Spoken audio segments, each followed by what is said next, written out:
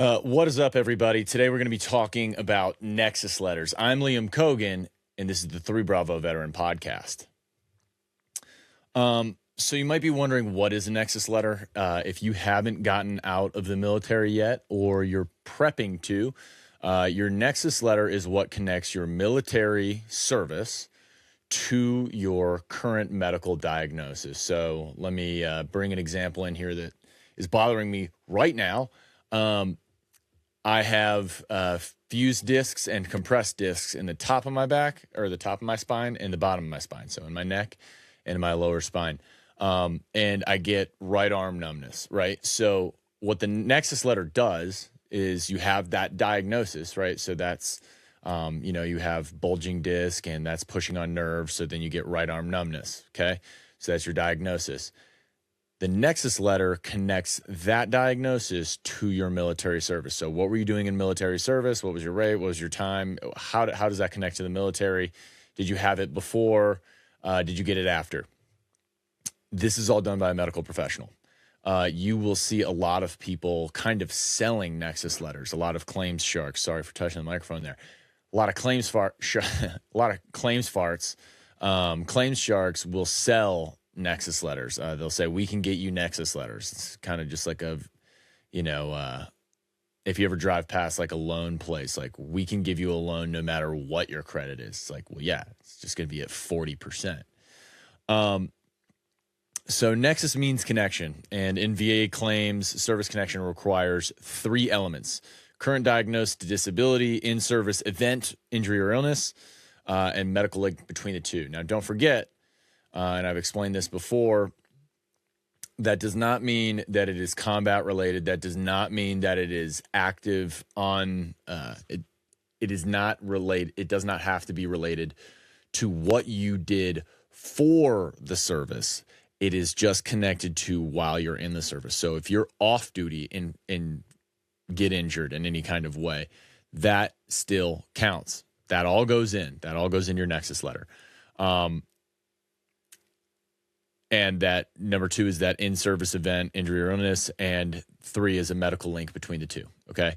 So the Nexus letter addresses element number 3. That is the link between the two. Why a Nexus letter matters? Well, many VA claims are denied because the VA system says there's no medical link between the condition and your service. A strong Nexus letter can overcome a negative C&P opinion, support a supplemental claim, strengthen a previously denied claim, help secondary conditions claims, support TDIU claims in some cases, and basically they are supporting any kind of claim you make that's going to be in the realm of disability. Excuse me. Except for something like CRSC, where CRSC is very heavily evidence-based on your service record, okay? CRSC is combat-related special compensation, okay? We have a whole episode on that. Check out our videos. Watch CRSC if it applies to you, but basically CRSC, combat-related special pay, compensation. If you retired from the military, you were in a combat situation, and you have injuries that relate to it, you will get extra compensation. So don't miss on that, because you've earned it. I forget where I was going with that. But a Nexus letter covers a lot of things, basically anything that's related to disability, okay? The practical breakdown by category and kind of the letter detail is purpose, provide medical link between service and current condition. Who writes it? A licensed medical provider, MD, DO, psychologist, specialist. When is it used? Initial claims, supplemental claims, board appeals, things like that. Legal standard. Okay, so at least as likely as not, meaning 50% probability or greater. That's pretty good to know, right? So you just have to give that like beyond a reasonable doubt. Well, not really beyond a reasonable doubt, but at least as likely as not. So it's just more likely that it was in service. Okay. Most powerful win, VA denied for lack of Nexus, obviously. But if the VA denies you for the lack of a Nexus statement, you can file a supplemental claim, go get Nexus statements, and win that claim, which is obviously the most powerful situation, but they're not always going to say for lack of Nexus. Sometimes there isn't a Nexus statement for something, and you can go get one. It's common for PTSD, sleep apnea, secondary to PTSD, migraines, secondary to TBI, orthopedic issues, toxic exposure claims. Why? Because these aren't things that I can physically see. These aren't things that I can get an X-ray of. These aren't things that I can get an MRI of. I have to ask you what's going on with you and trust your opinion. And sometimes, if you were to have a service member who is claiming PTSD, sleep apnea, migraines, TBI, orthopedic issues, all these toxic exposure, all these different things, and there's no precedent set for that within their service record, that reviewer is going to say, okay, well, why are we believing this? Where's the evidence? Where's the finding? Why is this related to service? So that Nexus letter is going to tie it to service and give you the benefit of the doubt that a medical professional believes you first. So going into what makes a strong Nexus letter. So like if you're talking to your doctor, or if you're putting Nexus letters together, you're putting your package together. A strong Nexus letter, or you're reviewing them, typically includes review of service treatment records, review of post-service medical records, clear statement of diagnosis, clear medical rationale explaining how service caused or aggravated the condition, use of VA legal language. So, you can use ChatGPT for that. Use of VA legalese, at least as likely as not. That kind of like defines that greater than 50%. An explanation, not just a conclusion. Weak letters often just say related to service with no reasoning. Some kind of different insights from the veteran community. The rationale matters more than the credentials alone. The letter should directly address the reason for prior denial.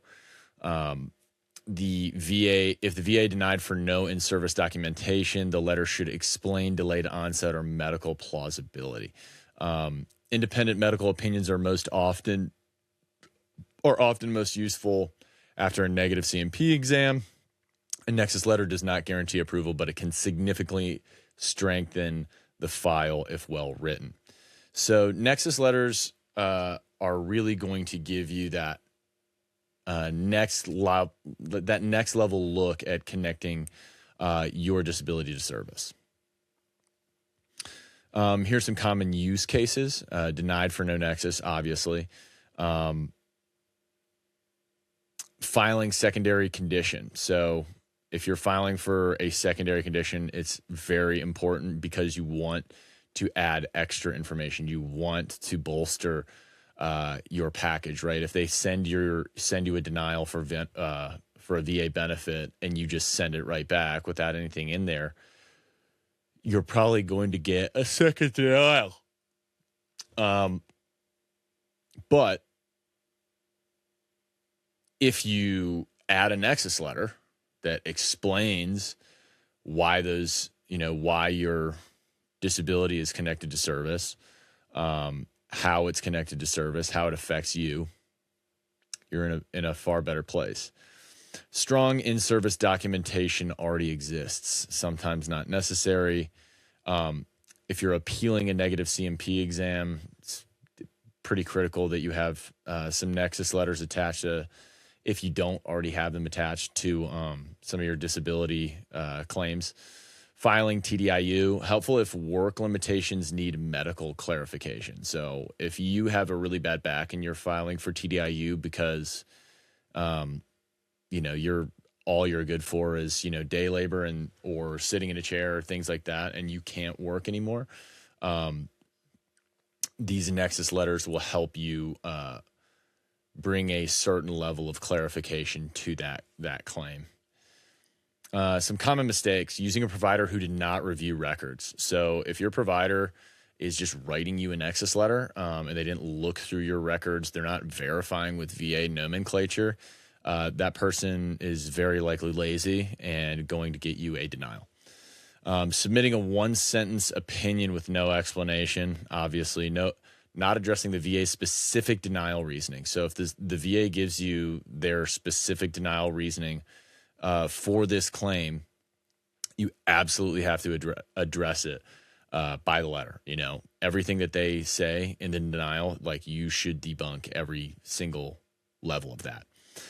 Confusing a disability benefit questionnaire with a Nexus letter. So a DBQ is not a Nexus letter. A DBQ reports severity. A Nexus letter explains causation. Okay? Different things, need them both. A simple example of correct Nexus language: it is at least as likely as not 50% probability or greater that the veteran's current lumbar degenerative disc disease was caused by repetitive heavy load bearing and documented back strain during military service. Okay. So what are your strategic takeaways from this? What can you take away from this video and apply it directly? One, you know that you need to have Nexus letters for the disabilities that you claim. Now, do you have to? No. If you're going to be the most squared away, do you have to? Yes. That is what being squared away is. You go the extra mile. In a Nexus letter, you're defining causation, okay? If your denial letter says no medical link or not related to service, a properly written Nexus letter is often the most direct way to fix the problem through a supplemental claim. And I'll say this in a lot of our other videos.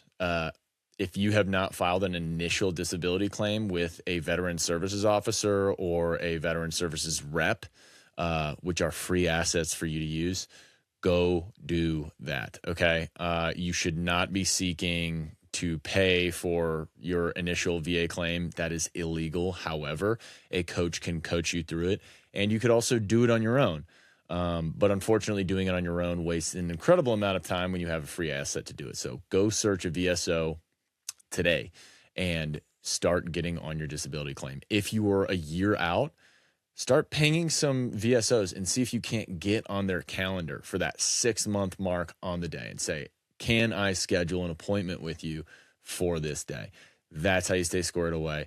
And when that denial comes, which it likely may, that is when you take this tool out of your tool bag and you apply it. Okay. Everything that they deny you for, if you believe that you are being wrongfully denied, that is when you pull out that Nexus letter. Working with your VSO, talk to them about it. Talk to them about what needs a Nexus letter now and learn from them. They're the experts. They do training all year round. That is your course of action. And trust me, if you need help, we're here for you. 3 Bravo is a nonprofit. This YouTube page, believe it or not, with all 500 of our subscribers, does not pay us any money. We do this because it is better for veterans to be able to learn on their own. I'm an autodidact myself. I like to learn on my own. So if you need extra help, go to 3bravo.org and click Get Help Now. And we can help you with VRE, Nexus letters, all that kind of stuff. We can coach you through, and you won't have to pay us. You don't have to pay us for our time. I say all that to say, I'm Liam Cogan. This is the 3 Bravo Veteran Podcast, and this was the Nexus letter breakdown. I'll check you guys later. If you've watched any of our videos and you need help, please go to 3bravo.org, go to Get Help, and fill out our client intake form. We can help you with whatever you need. We're a nonprofit. That's what we're here for. One, we can help you have a conversation and work through it. We can help you get information to file supplemental claims, file VRE, figure out what CHAMP VA is and if you should use it.